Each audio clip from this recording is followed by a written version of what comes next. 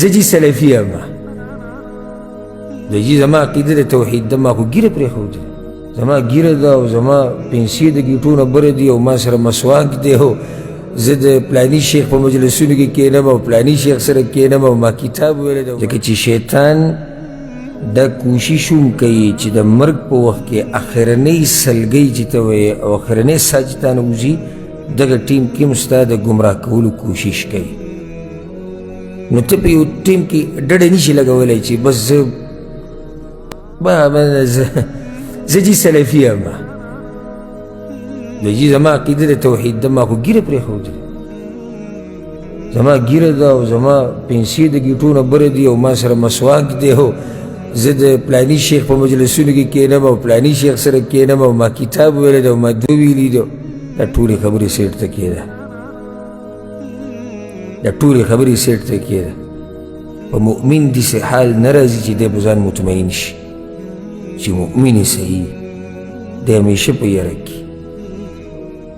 ځکه چې هلته مقابله د ډېر سره روانه ده ته څنګه دومره مطمئن شي په منځ کې نو بیا خلق په دوه قسمه دي په دې مقابله کې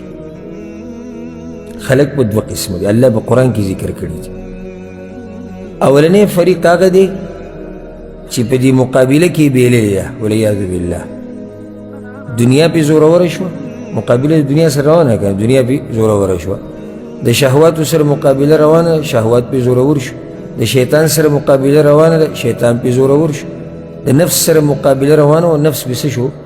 زورور شو انجام واوره سورة النازعات کې الله وایي فأما من طغى وآثر الحياة الدنيا فإن الجحيم هي المأوى انو چا چې بیا زیاتې وکړو د الله د حدودو نه واوړېدو نفس یې کنټرول نه کړو خواهشات یې کنټرول نه کړو وآثر الحياة الدنيا دنیا له ترجیح ورکړه دنیا پې زوروره شوه په مقابله کې وبیلله فإن الجحیم هي المأوى د ده ځای بیا جهنم دی د دې فریق په مقابله کې بل فریق دی هغه هغه دي چې په شیطان باندې زورور دي نفس یې کنټرول کړی دی دنیا د هغوی په کنټرول کې ده هغوی د دنیا په کنټرول کې نه دي دا څومره اوچت مؤمنان چې دنیا د هغوی په کنټرول کې او هغه د دنیا په کنټرول کې نه یعنی کله کله به ته او پرېږده اوسني خلک یې صحابه کرامو له به لاړ شو په دوی کې چې کوم مالداره صحابه کرامو دوی ته چې سړی وګوري سړی یعنې وایي سبحان الله که دنیا د سړي سره یې دیسي چېرته دې دنیا زره برابر هغوی خوځولي نه دي سره دی چې ډېر مالداره و په کې اوچت مثال چې همیشه یې دیږي عثمان بن عفان رضی الله عنه عبدالرحمن بن عوف رضی الله عنه چې مړ کېدو دا پته ورته نه و چې څومره مال ورسره دی خو دې مال چېرته عبدالرحمن بن عوف نه دی ګډوډ کړی دې دنیا چېرته نه دی ګډوډ کړی دا هغه فریق دی دویم الله رب العزت د دوی مبارک څه وایي وأما من خاف مقام ربه ونهى النفس عن الهوى فإن الجنة هي المأوى او څوک چې ویرېدو د دې نه چې خپل رب ته به ودرېږم دا اهمه نقطه یاده کړئ چې زړه کې دې دا یره نه وه ته دینداري نشي کولی واما من خاف مقام ربي چې کله ته دا خبره مقامه خو چې زه به الله ته ودرېږم که نه هر څه به دې برابري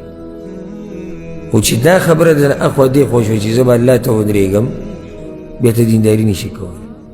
ځکه چې دا دینداري روانه په دې ده چې موږ د الله نه یېرېږو د تقوا په بنیاد د هغې سره د الله نه امید خو صرف امید بغیر د یېرې نه ده تعالی فایده نه درکوي ونهى النفس عن الهوى ګوره دوی کار څه کړی دی خپل نفس یې د خواهشاتو له تابعدارۍ نه منع کړی دې ته وایي د خپل نفس سره جهاد کول د خپل نفس سره جهاد امام بخاري هم دغه خبرې ته اشاره کوي فإن الجنة هي المأوى بس د دوی ځای چې دی هغه جنت دی